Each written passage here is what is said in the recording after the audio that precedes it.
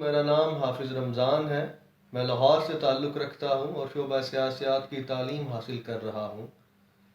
Joy Urdu کی ایک مہم جس کا عنوان گھر بیٹھی اور کتابیں پڑھیے میں ساحر لدھیانوی کی کتاب کلیات ساحر سے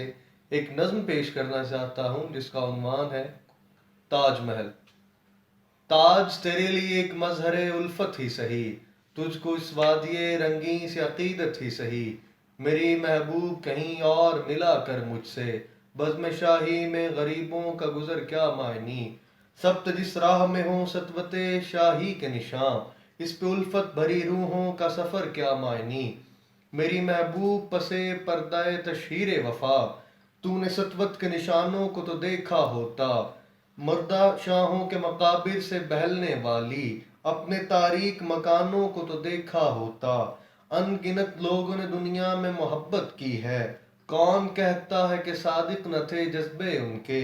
لیکن ان کے لیے تشہیر کا سامان نہیں، کیونکہ وہ لوگ بھی اپنی ہی طرح مفلس تھے۔ یہ عمارات و مقابر، یہ فصیلیں، یہ حصار، مطلق الحکم شہنشاہوں کی عظمت کے ستون، سینہ دہر کے ناسور ہیں کہنہ ناسور، جذب ہے ان میں تیرے اور میرے اجداد کا خون، میری محبوب انہیں بھی تو محبت ہوگی جن کی صنائی نے بخشی ہے اسے شکل جمیل، ان کے پیاروں کے مقابر رہے بے نام و نمود، آج تک ان پر جلائی نہ کسی نے قندیل، یہ چمنزار، یہ جمنا کا کنارہ، یہ محل،